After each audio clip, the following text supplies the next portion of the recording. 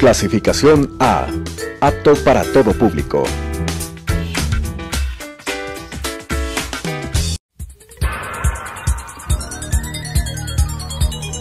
Las opiniones vertidas en este espacio por la producción y dirección del programa son de exclusiva responsabilidad de sus autores y de quienes intervienen en ellos.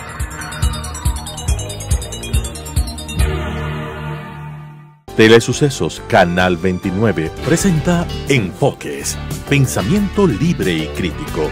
Día a día buscaremos diferentes visiones para la comprensión de la realidad del tercer milenio. Enfoques, un espacio que une noticia, análisis y opinión. Bienvenidos. Gracias por estar con nosotros esta nueva semana aquí en Enfoques. El día de hoy tenemos el orgullo de tener como invitado al embajador Luis Gallegos Chiriboga. Recordemos que él fue canciller del Ecuador, ha sido embajador en diferentes destinos representando al Ecuador, pero también ha ocupado una serie de cargos a nivel internacional. Actualmente, parte de su trabajo está en presidir UNITAR como presidente del directorio. Preside la Iniciativa Global para el Envejecimiento Activo, que pensamos que es una iniciativa extraordinaria cuando cada vez vivimos más y somos útiles por más tiempo. También está a cargo de una serie de temas en la Universidad de Harvard, como parte del Fellow, como parte del tema de liderazgo, y sigue extremadamente activo en las iniciativas también que tienen que ver con las discapacidades o las capacidades especiales. Embajador Gallegos, hemos visto con mucho interés sus columnas impresas en los diarios y también en las redes sobre lo que está viviendo el mundo. Hablar de la guerra de Ucrania es una guerra que nos involucra a todos, pero cuando los meses siguen pasando, el conflicto continúa, los bombardeos continúan, a veces como ya son varios meses, la dejamos de lado y no somos conscientes de la problemática que causa no solo Europa, sino al mundo entero. ¿Cómo analizar este mundo? A veces decimos post-pandémico o pandémico, porque también ya vemos todos los datos de la viruela del mono y que nos preocupan, y vemos que el COVID sigue avanzando. ¿Cómo enfrentar, cómo evaluar una inflación global que a veces se nos escapa desde Latinoamérica? Claudia, muchísimas gracias. Un honor estar contigo nuevamente, siempre a las órdenes. La verdad es que yo creo que es uno de los momentos más complejos de la historia de la humanidad en la era contemporánea. Yo creo que la pandemia ha sido y ha significado una experiencia terrible para la humanidad, de la cual no estamos saliendo, porque si no se vacunan todos, va a haber una evolución de nuevas estrías de pandemia, como estamos asistiendo constantemente en el mundo, van a haber más refuerzos. Esto también es aquello que los técnicos definen, ¿no? La verdad es que lo que nosotros denominamos como la vacuna contra la pandemia no es lo que nosotros definíamos técnicamente como vacuna. O sea, la vacuna del sarampión es la vacuna del sarampión y elimina la posibilidad de que tú adquieras sarampión. Tú te vacunas de la viruela, elimina la posibilidad de estar. Pero en el caso de la influenza y en el caso muy similar al de la pandemia del COVID, está evolucionando a puntos en donde verdaderamente seguimos en alerta, seguimos en mascarillas, seguimos con problemas derivados de esto, que recién se están sintiendo. O sea, lo que nosotros habíamos avisorado es que al final de la época de la pandemia todavía tendríamos una década o más de los efectos. Y esto es lo que estamos observando ahora, ¿no es cierto? La inyección de recursos ilimitados por parte de Estados Unidos a su economía ha llevado a una inflación de 9 dígitos.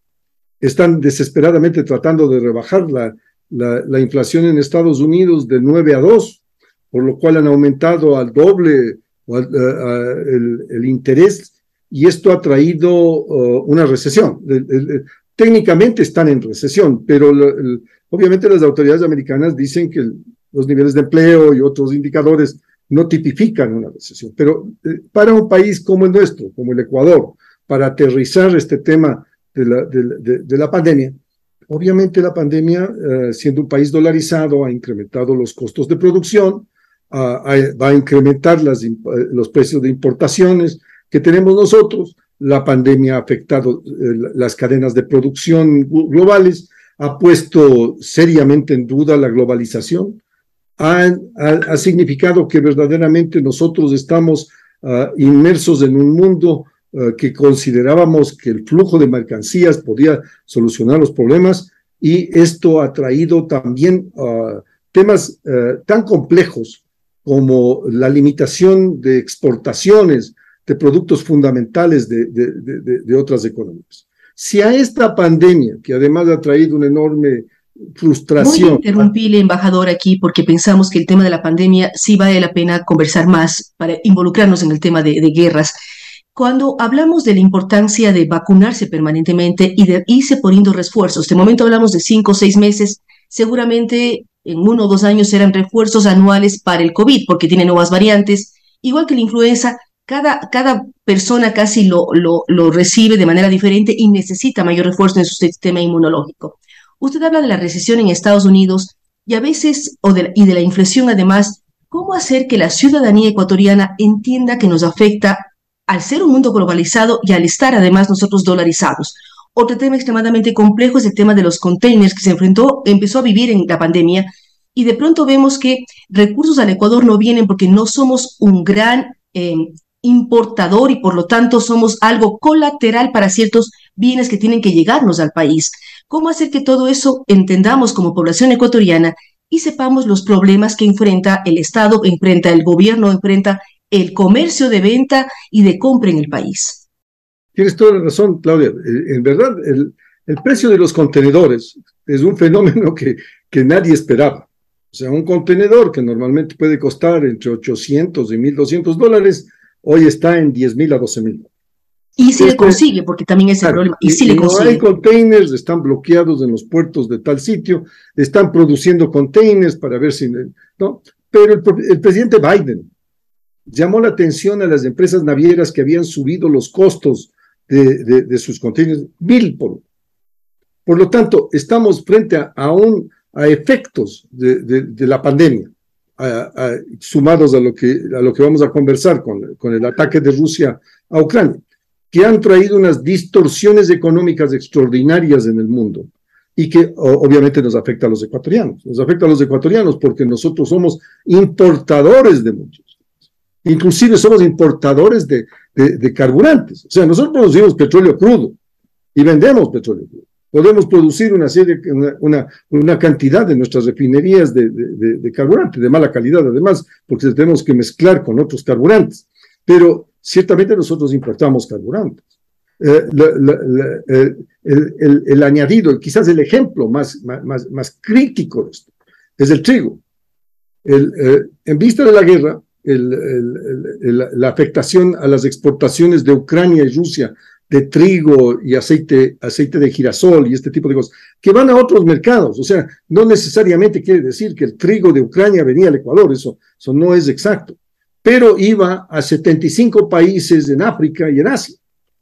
Al no tener trigo esas economías, esas sociedades, lo que han hecho es abastecerse de otras partes, y por lo tanto el trigo internacionalmente, el costo del trigo ha subido prácticamente un 45%. El Ecuador, que era un país triguero hace 40 años, pero hoy produce solo el 1% de la producción triguera de lo que consume. O sea, para consumir pan, fideos, harina para las coladas, lo que tú quieras, que es parte de la dieta ecuatoriana, ¿ya? Nosotros importamos el 99%. Si el 99% internacionalmente ha subido 45%, es obvio que ese impacto va a ser directo a la economía de los ecuatorianos, porque nosotros no podemos comer petróleo y necesitamos trigo. Y así, y si pensamos también en agroquímicos y en una serie de elementos que ayudan para los propios cultivos ecuatorianos, vienen de algún lado del planeta. No hablemos solamente de Ucrania o de Rusia, sino vienen y los mercados están tomando otro tipo de alternativas que generan problemas al Ecuador. Claro. ¿Cómo enfrentarlo? ¿Cómo evaluarlo? Porque usted dijo algo muy duro, que se está cuestionando la globalización. ¿Por qué lo señala? ¿Y cómo entender si somos absolutamente globales? O sea, Estados Unidos tiene inflación, nos golpea a nosotros. Japón tiene tal cosa, golpea a todo el planeta. China, o sea, las grandes economías globales saben decir, estornuda y ya no le da pulmonía. Es la verdad. Claro, así es. Mire, yo creo que la globalización fue un efecto del deseo de que el mundo entero tuviera un contexto internacional, económico y comercial, financiero que pudiera complementarse. Y indudablemente, en ciertos casos, la interdependencia, o sea, la dependencia de los otros y la complementariedad fueron parte el único convenio que el Ecuador ha suscrito con un grupo de países es con la Unión Europea, un tratado de libre comercio. Pero el Ecuador ha sido siempre renuente a negociar este tipo de acuerdos. Por lo tanto, hoy en día tenemos un serísimo problema, porque los mecanismos estos de globalización que fueron cuestionados desde la época del presidente Trump están cayendo en una situación en donde la globalización ya no es la interdependencia o la complementariedad, sino que la rivalidad, y se están formando grupos de alianzas económicas y militares que son extremadamente preocupantes, porque sería el fin de un multilateralismo que nosotros habíamos creado en la convicción de que el mundo era basado en una negociación de consenso. Naciones Unidas se reunía para buscar consensos entre todos. Hoy, en una confrontación geopolítica entre Estados Unidos y China, entre Estados Unidos y Rusia, entre grupos de países, agravado por el tema de la pandemia, agravado por las consecuencias económicas, países como el nuestro tienen que tener una capacidad de diseñar una estrategia inteligente que supere esos problemas. No hay una forma única cada país tiene sus propios intereses y necesidades.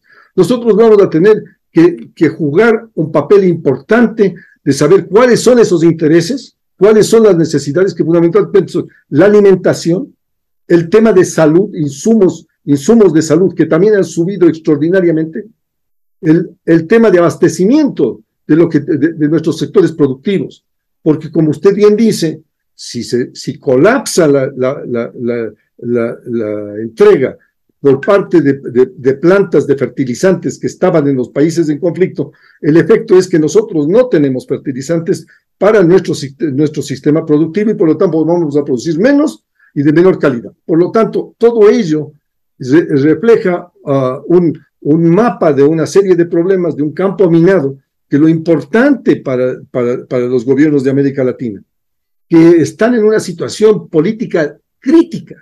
Los gobiernos del mundo, si usted ve las manifestaciones no solamente en el Ecuador, las manifestaciones que están ocurriendo en Panamá, las que están ocurriendo en Líbano, las que ocurren en cerca de 50 países, están llevados por el hambre, están llevados por el incremento de la pobreza, están llevados por las necesidades de las sociedades de buscar soluciones a estos problemas. Entonces hay una frustración global de la incapacidad de superar, primero, la pandemia, que es un fantasma en realidad de muerte para todos nosotros, y que ha causado muerte de gente muy querida para nosotros, y que ha demostrado que el mundo sí está unido en los desastres, porque esta es una crisis internacional de dimensiones inconmensurables que toca a cada ser humano del planeta. Esa es una de las crisis internacionales más grandes que ha habido en la historia contemporánea, porque las otras eran localizadas, como usted dice, la guerra de la invasión de Rusia a Ucrania, el problema con las sanciones europeas y americanas trae el incremento del combustible, y por lo tanto, en el Ecuador, en Estados Unidos, el incremento del combustible está a $5 el galón.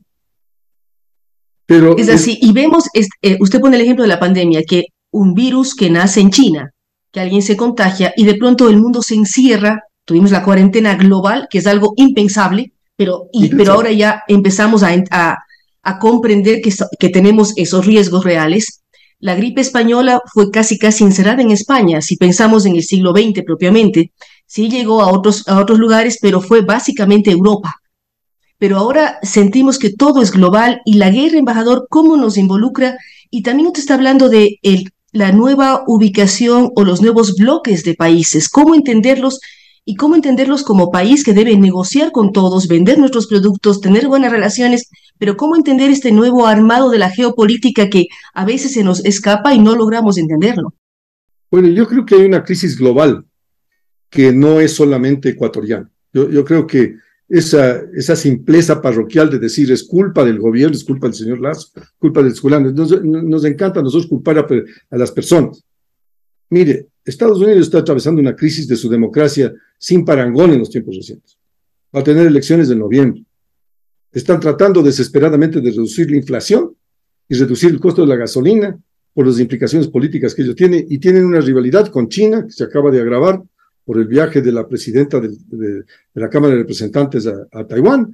El hecho es que nosotros nos vemos inmersos en una rivalidad geopolítica que tiene efectos sobre nuestra economía, porque tanto el mercado chino para nosotros como el mercado americano o el mercado europeo son fundamentales. Con la guerra, yo siempre trato de describir la invasión de Rusia a Ucrania. El tema fundamental es que nosotros perdimos el mercado de la Federación Rusa y sus allegados. Por lo tanto, el Ecuador perdió sustancialmente empleo, capacidad de mercado, venta de productos como el banano, las rosas y demás a esos mercados, que son mercados importantes para un país que se debate en un 45% de pobreza, porque lo que ha traído la pandemia para América Latina es un incremento dimensional de la pobreza, o sea, un incremento que trae una situación de desesperación en las poblaciones más vulnerables. Al mismo tiempo, tenemos que ver que el efecto de esto está trayendo unas tensiones geopolíticas en distintas zonas del mundo que tienen el mismo problema. Acuérdese, Claudia, si me puedo retrotraer, alrededor del 2008 hubo una crisis económica global en la cual subió el precio del trigo y trajo consigo lo que se denominó la primavera árabe. Los gobiernos de los países árabes no pudieron alimentar a sus poblaciones y se produjo un cambio político de dimensiones importantes en el Medio Oriente. Bueno, eso es lo que nosotros tenemos que avisorar como las presiones sobre los estados. El problema aquí es que los gobiernos, el ejecutivo, el legislativo, el judicial, se enfrentan a nuevas realidades que son derivadas de fenómenos exógenos y que tienen efectos internos que ponen en peligro la democracia del Ecuador, que ponen en peligro la capacidad de resolver. Y si no nos unimos todos los ecuatorianos, si la élite ecuatoriana no es consciente de la necesidad de tomar medidas inteligentes, de involucrarse en la solución de los problemas, la situación de nuestros hijos y nuestros nietos será muy grave, porque de esto o salimos los ecuatorianos juntos, en vez de estarnos peleando por parcelas de poder. Debemos buscar la solución íntegra de los problemas, inteligentemente, buscando las soluciones que mejor acomoden a las realidades del país dentro de su propio contexto cultural y social. Pero no es posible aceptar que, desunidos por un interés político por las próximas elecciones, acabemos con lo poco que tenemos como país. Hay necesidad de acuerdos nacionales, hay necesidad de buscar que estos acuerdos nacionales sean en todos los temas. Entonces, educación, salud, producción, empleo, que tengamos capacidad de lidiar con el cambio climático que está ya sobre nosotros, que tengamos capacidad de buscar soluciones a los problemas que vienen como un fenómeno exógeno a nuestras realidades propias. Pero ¿cómo lograr esto, embajador? ¿Cómo hacer que exista políticas de Estado y que sea presidente el señor Lazo o cualquier otro presidente que sean políticas a largo plazo y que todos empujemos hacia allá? Vemos incluso en el tema de ciudades, vemos ciudades que están avanzando con mucha fuerza. Uno puede pensar Manta, Portoviejo, Cuenca, pero vemos otras ciudades que por administraciones determinadas se quedan ancladas en el tiempo y no progresan porque no hay una política que vaya más allá de un alcalde o de un presidente o de un ministro incluso. ¿Cómo lograr esto cuando usted habla de la problemática geopolítica, el tema del trigo, la primavera árabe, y ahora miramos todo un mundo que protesta, un mundo que reclama por hambre, por falta de empleo, por falta de equidad, y usted también está a cargo de este tema del envejecimiento activo, en donde una población también está en edad madura, pero debe ser parte del mundo activo. Vemos muchos derechos para niños y jóvenes, pero no vemos obligaciones para niños y jóvenes. ¿Cómo hablar de esto y ser al mismo tiempo un punto de inflexión para que todos pensemos y veamos un futuro con mayor tranquilidad y con proyección real. Bueno, yo creo, Claudia, que es necesario tener un consenso global, o sea, un consenso que nazca también de todos los países sentados para buscar esos acuerdos. Pero cada país tiene que tener sus acuerdos propios y saber cuáles son los intereses. Como diplomático ecuatoriano, yo creo que el Ecuador tiene que llevar a su próxima membresía del Consejo de Seguridad o a sus propios principios, sus propias realidades y saber negociar con las potencias en base a sus propios intereses. Yo creo que el Ecuador los tiene y tiene que defenderlos. Pero al mismo tiempo, yo creo que el mundo está viviendo una etapa de desconcierto. Y esa etapa de desconcierto requiere de liderazgos que busquen una cuarta o quinta vía de salida. Todos sabemos las realidades del Ecuador, todos sabemos la problemática del Ecuador. ¿Por qué no hemos podido terminar con la pobreza, la discriminación, el racismo, la falta de educación, el problema de la salud? Si nosotros hemos sabido esto por décadas. Inoperancia, corrupción, ineficiencia, derivados de nuestras propias realidades. La atomización de la política y la no injerencia de las clases más capacitadas, los intelectuales, las personas de mayores capacidades en la cosa pública. Yo creo que es necesario hacer un momento de reflexión nacional y un momento de reflexión internacional para buscar esa solución. Creo adicionalmente, Claudia, que es imperativo que los ecuatorianos se den cuenta de que no es un problema de control de precios. Puede haber control de precios para que los acaparadores o intermediarios, los intermediarios deshonestos sean controlados. Yo no discuto eso. Pero los fenómenos no son producto de decisiones fundamentalmente internas, son producto de una internacionalización de las variables externas. Yo creo que también hay una enorme necesidad de buscar caminos que nos lleven a hablar con los americanos, con los chinos, con los que sea necesario, para buscar abrir nuestros mercados. Si yo pudiera solucionar el problema de la pobreza en la Sierra Central del Ecuador, donde está concentrada la desnutrición de 1 millón de niños, que si no comen en los primeros 2 años elementos nutritivos, tienen un retraso en su capacidad cognitiva, en su capacidad de aprendizaje. Ese grupo de campesinos chicos, de personas que están cultivando, que produzcan chochos para el mercado internacional, que produzcan quinoa, que produzcan los productos que el mercado internacional requiere, que se vuelvan agroexportadores, que tengan mejores ingresos, que superen los niveles, la pobreza que les ha condenado la agricultura de la sierra. Yo creo que les tenemos que convertir en empresarios, pero al mismo tiempo, así como el ejemplo de los otavalos que comercian en todo el mundo, requerimos de visiones de liderazgo que miren ese tipo de soluciones integrales para el futuro.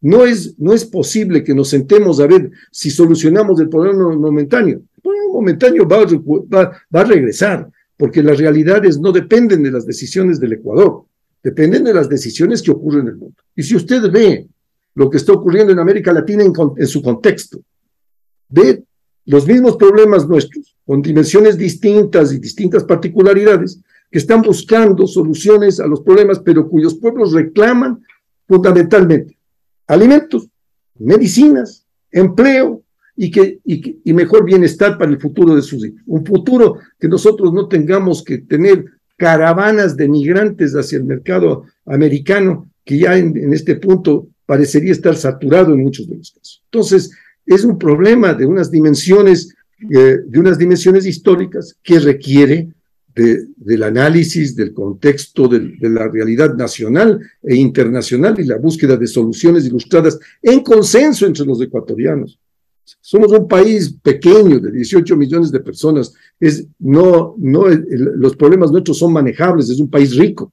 Es un país que tiene petróleo, que tiene oro, que tiene una de las cuencas más extraordinarias de producción de exportación del mundo, que es la cuenca del río Guayas y los ríos de la costa y de la Amazonía. Nosotros tendríamos capacidades para alimentar el doble o triple de nuestra población. Somos el mejor exportador de camarón en cautiverio del mundo. Somos el mejor productor de banano del mundo. Tenemos rosas que son pedidas por todos los mercados del mundo, café, cacao. No es posible que nosotros podamos hacer esto si tenemos esa capacidad de producción, esa capacidad de gerencia, esa capacidad del sector privado. Conjuntamente con un sector público ilustrado podremos salir adelante. Yo eso confío, yo soy un optimista del Ecuador y optimista de su pueblo y tengo la fe en que vamos a salir juntos de esto, pero tenemos que aprender a ir de la mano todos en vez de estar peleando por nimiedades. Así es, con estas palabras, embajador, damos por terminada la entrevista, el tiempo corre, pero creo que usted al hablar de consensos, de acuerdos, de todos trabajar en equipo es fundamental. Lo que menciona la Sierra Central es lacerante, el tema de los problemas de desnutrición infantil es gravísimo y no permiten un desarrollo de esos niños y niñas a futuro. Así es que esperamos que todos escuchen sus recomendaciones, trabajemos como un gran equipo y también el mundo entero piense en grandes consensos. Somos un solo planeta, no hay otro planeta para irse a vivir, así es que todos deben trabajar para mejorar la calidad de vida, cuidar el ambiente, pero también que sea un mundo sostenible y un mundo equitativo para todos los habitantes. Muchísimas gracias al embajador Luis Gallegos Chiriboga, quien nos ha acompañado el día de hoy aquí en Enfoques. Gracias nuevamente a ustedes que nos acompañan semana a semana. Estaremos con ustedes en 7 días más. Las opiniones vertidas en este espacio por la producción y dirección del programa son de exclusiva responsabilidad de sus autores y de quienes intervienen en ellos.